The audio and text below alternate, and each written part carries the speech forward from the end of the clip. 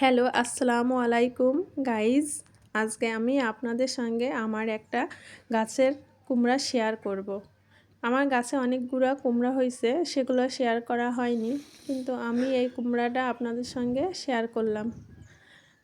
কাটছি, দেখেন গাইজ কত সুন্দর কালার, অনেক সবুজ, আর ভিতরটা অনেক পুর, একটাও বিচি হয়নি। দেখেন কি সুন্দর কালারটা, অনেক সুন্দর।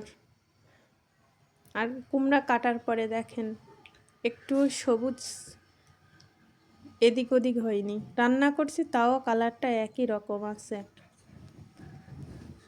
আর খেতেও অনেক মিষ্টি।